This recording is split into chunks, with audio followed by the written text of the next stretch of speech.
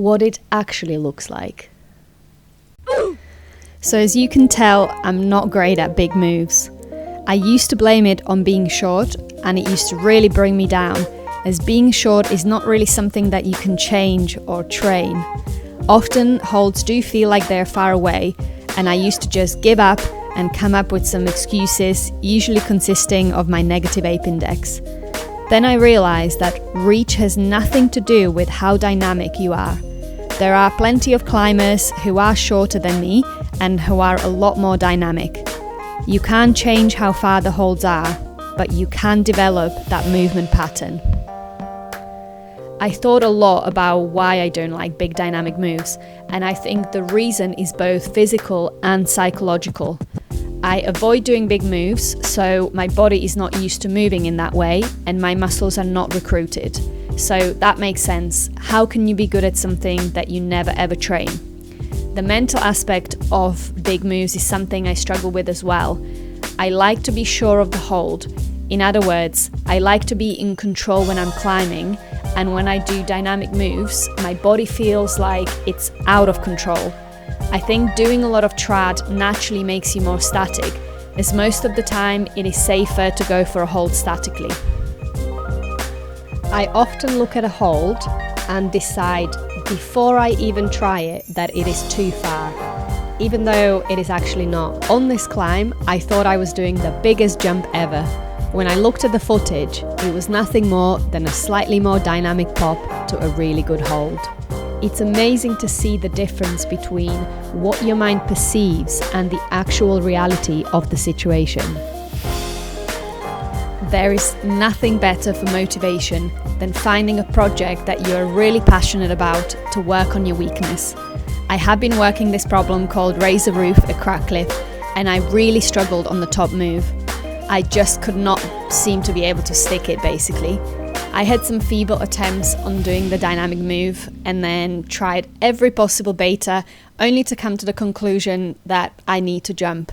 So I tried to apply a positive mindset and decided that it was time to get more dynamic. And where better to learn than on the campus board? The campus board was invented in the late 80s by a German climber, Wolfgang Gülich, as part of his preparation of Action Direct, which was the first 9A sport route.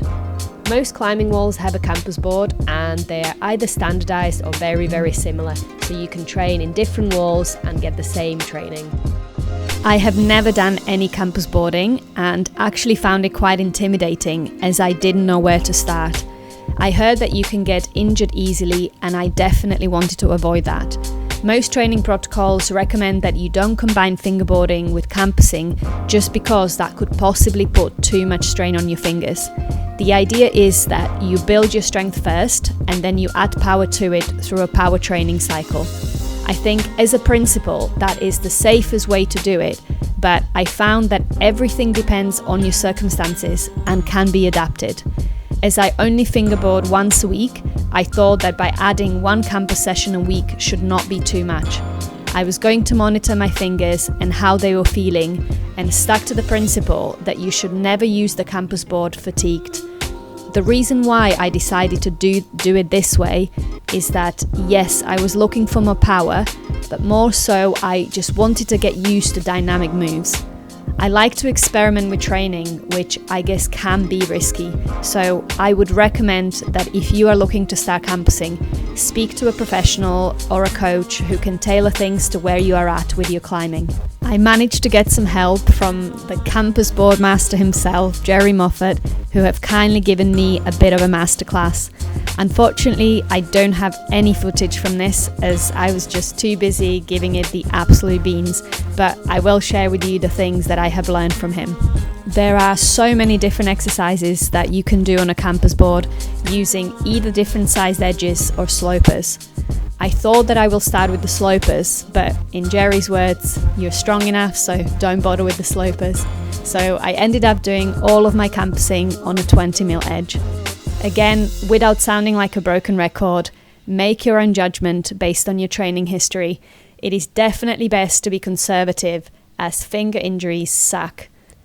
I started with both hands on the first rung and going to third. This felt quite easy. I then tried 1 to 4 and slowly progressed to 1 to 5.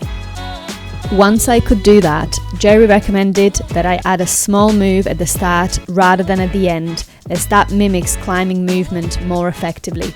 So I would start with one hand on one and the other hand on the second rung. The aim was to try and progress to both hands starting on the first rung, then going to the second and reaching for the fifth.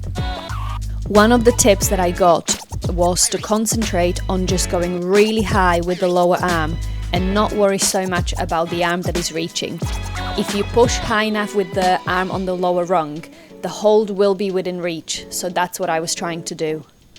We also talked a lot about focus and just how much you have to exclude everything else from your mind, which seemed to be the most important thing about campusing that I have taken away. You need to be generating your maximum effort, and for that you need maximum concentration. In between the goes, when I was resting, he recommended that I visualize the hold and physically touch it in the exact way that I want to hold it. This doesn't cost any energy, but it does focus the mind and I guess trains the muscle memory. So I would do that in between the efforts, and I actually use this in my climbing all the time now. I ended up campusing for a couple of months and managed to do 1 to 5 every now and then on the 20mm edge and a lot more comfortably on a bigger edge. The next progression was a little bit too hard on the small rungs. I felt like I was getting into a bit of a plateau, and so I decided to leave it there and come back to campusing in a few months' time. I really enjoy discovering a new way of moving. I feel like my contact strength has definitely improved, and so did my confidence to just pop for a hold. There is a lot more to learn and develop in this area, but I am really happy that I have made a good start. Campusing is a training tool, and so the important thing isn't necessarily what I achieved on it, but instead, did it help me climb my project?